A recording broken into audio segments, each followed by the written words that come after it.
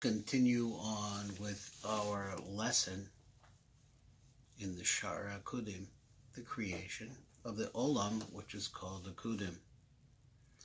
So right now we're on POSUK number Kaf, and the Rav is going to be showing us a lot more stuff. So it right at the beginning, this POSUK in the Rav is in brackets. And you'll see this phrase on page 39 here, Lamitas. The Nir Lanias Daite Chaim, and it usually says the Nir Lanias Dati Chaim, which means it appears to my impoverished mind, Chaim, who is Chaim Vital. I told you once before that the Rav spoke extremely fast.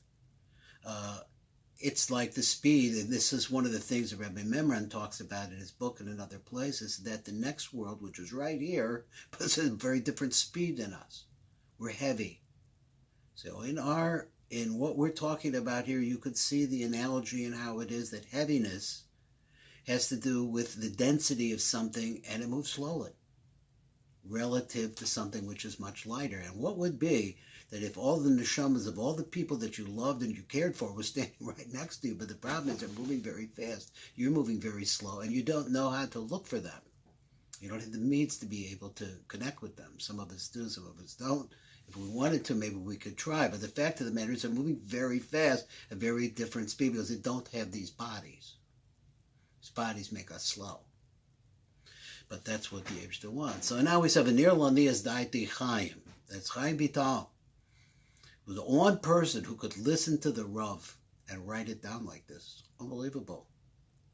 The Kasher Drush Zer Be'ima Drush Nichta Be'ezet Hashem. So he says that I want to be able to tie this drush into what's going on here. The other drush, he says Shenichtav Be'ezet Hashem. It's going to be written.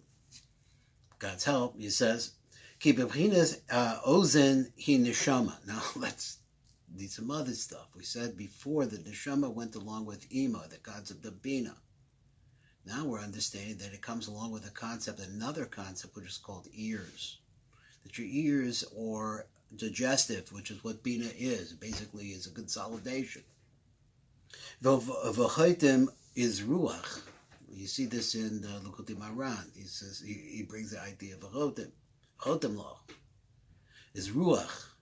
Ruach goes with lots of different things. We understand that it's a breath or an air or it's a smell or it's something less tangible than nefesh. V'chapeh is the nefesh, and then the mouth is the nefesh. This is this where congealed breath comes out. As has been explained down below in this drush. So he said, "V'hine ani choyshe b'vadei sheshimat b'mari zilha." This is all phrases that the Marchel uses throughout this. He says, "I think," he says, "choshe b'vadei for sure." Sheshimat b'mari zilha, that I heard from Mori. From Mori zilham is a phrase that means to the Rav, the Ari. Ki b'vadei kasher yatzu kol ha'eses spheros ha'elu, that when these 10 spheros, I have a little problem with the fact that he said that the spheros, they do come out. You have all the spheros, but the lights inside of the spheros are not the same. And now he says they're coming out. What's coming out? Because he said before that the heavier element doesn't go back. It stays too heavy. So they say the idea of slowness again. It's heavy.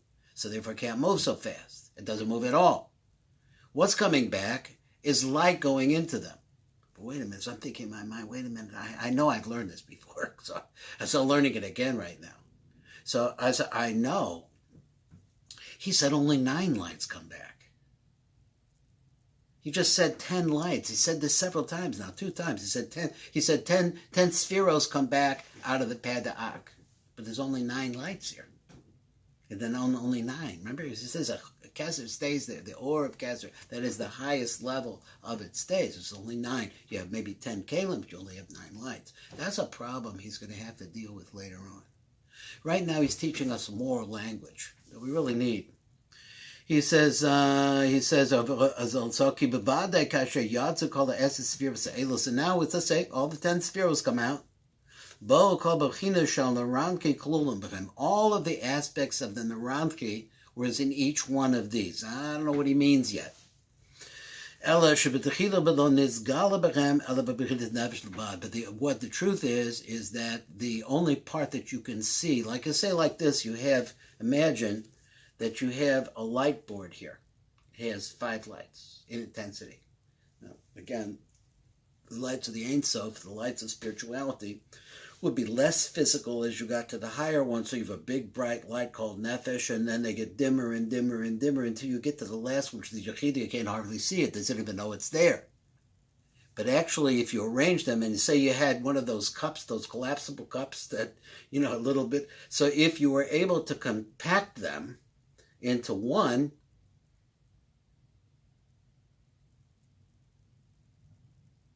then you would understand that all the lights, although the only one that you could see is now the one flat one, the big one, that all of the lights are inside of there, but you can't see it. Now, the original thought that we have in the Tiv that he brought us in POSUK number 19, the original thought that he had there was that they all came out as a Nefesh only. Now, you're coming over here and he's saying, well, maybe that's not exactly right. All of the lights came out, not just the whole Neranki came out. But the only one that you could see, the only one that's visible at any particular stage, and when we go through the stage, is the one that pertains to that stage. In this case, it's 5 lights on a bar, but only one of them is lit up. That's the one of Nefesh, because that's what comes out. That's what you see when it first comes out. Now, how is it that we're going to build up the Neranki and all of the different partsufim, all the different, these are not partsufim, but all of the different sections of the Kli that we're making here? Let's talk about it. So let me go on now. He says now, Ella okay. So we're in the middle of the second to last line in this little paragraph here.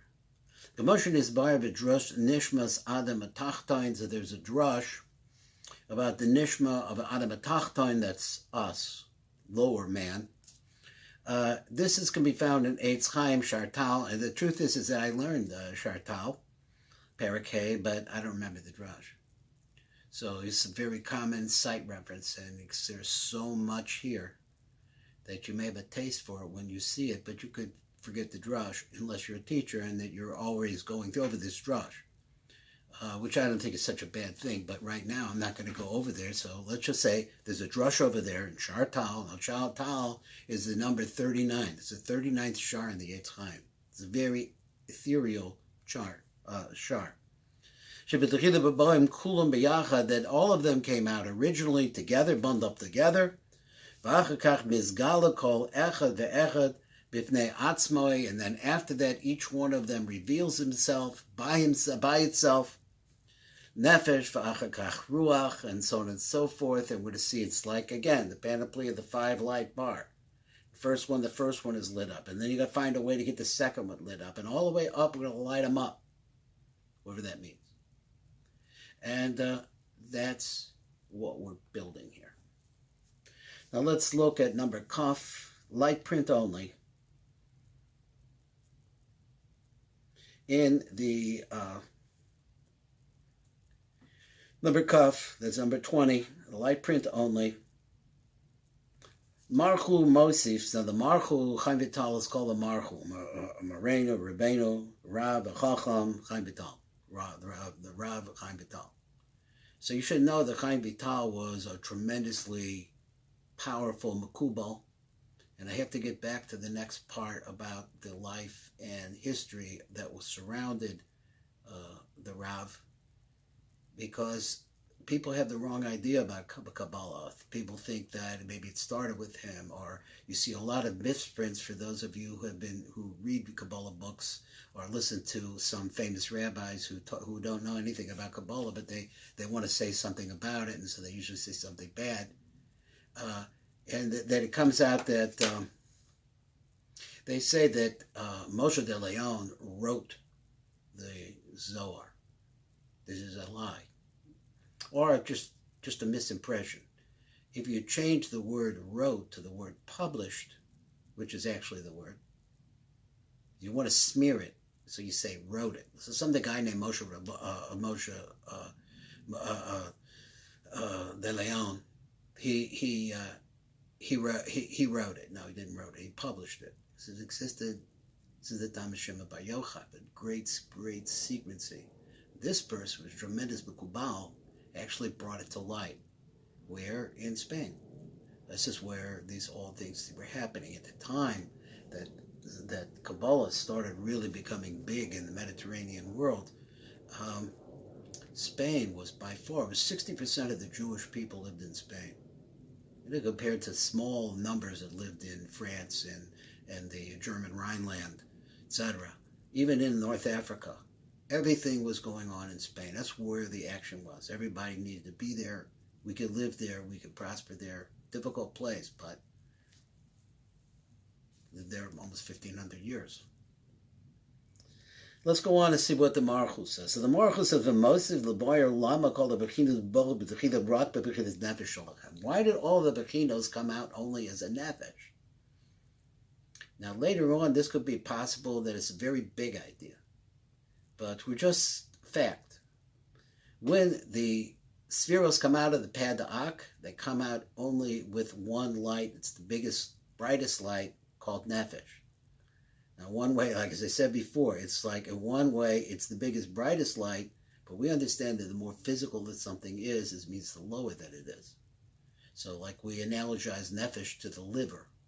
The liver is the function that really deals with the bottom of all of the, everything that's coming through your digestive tract, and it distributes it after that. So very, very, you'll see in other places, you're going to see that the organic or the organs are tied to spheros also. So let's go on. Why do they only come out as a nefesh first? His chalkus ba'oros shel ozen chotem peh bebechidas nefesh ruach neshama. I will translate. The reason why it comes out only as a nefesh is because we have light that is pulling down from the ears, through the nose, and down into the mouth, and then coming out. So he explains, he says that v'ha'inyan hu lefi sheyesh seder his chalkus ba'oros. There is, we understand, there's a differentiation in lights. There's light that comes from the ear, it's the highest level. This light is called the light of neshama. That's what he said previously. He says there's lights that come out or that are in Pnimi, but they are basically called the lights of the Chotem. This is the Ruach level, or this is the light that comes out of there. It's called Ruach. And then you have also light that just originates, or it is the light of the mouth, which is a lower level, and that's called Peh, Bechinas Nefesh. So these all make Nefesh, Ruach, and Neshama. The ears again are Neshama, the Chotem is Ruach, and the commotion of Shinavayr. So all of this we're going to see, Shina Emar, is quoting Parashat Bereshis, Kol Asher Nishmas Ruach Chayim Ba'apav. Everything that has the Ruach, which is again Ruach of life, Ba'apav in his nostrils, in his nose. V'oros ha'peh he bebechinas nefesh. The lights of the mouth are nefesh. V'lefi zeh yesh lomer ki ein zecher kepshuto. So we have to say that this is not like you might understand it simply. Called sphera mechaeses spheras the HAAKUDIM, that every sphera of the 10 spheras of HAAKUDIM. Let me make a name decide. We're really dealing with one sphera, one kli. But inside of it are these formations which are very, very, a little bit vague. We know them by relationships, and that's what we're describing here. That every one of those spheros, when they came out, they only had a nefesh. But it's not true that there was only a nefesh. There was a whole Narantki in every single sphere. That is the sphere of Keser when it comes out, the sphere of Chochmah, and so on and so forth. But we understand Malchus comes first. So the Malchus came out first. So the Malchus comes out, has a whole Narantki in it. But like I said before, the only one that's lit up, that's designated, is the one that goes with nefesh.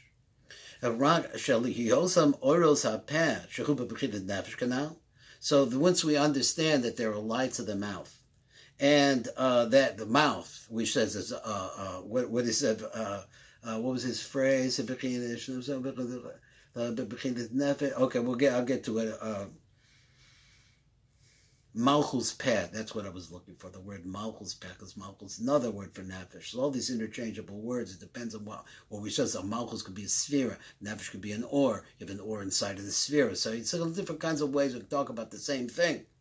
The fichok lo nizgala mehem ela rak bechinas nefesh bavad. But the only thing you see in them is the aspect of nefesh.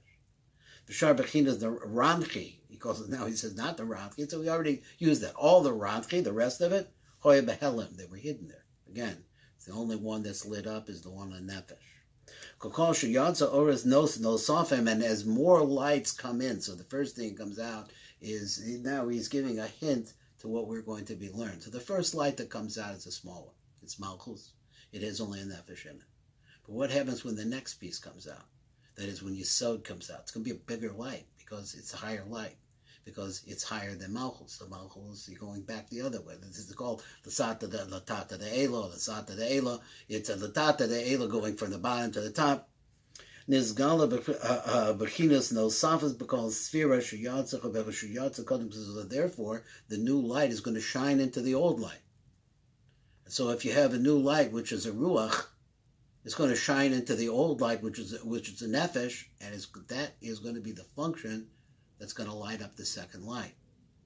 But we're going to learn something over here. It's not so simple, and it is actually fairly simple, but it's just that the Rav wants to tell you the detail, and there is a detail. So you can see a proof to this from the soul of low man, us. He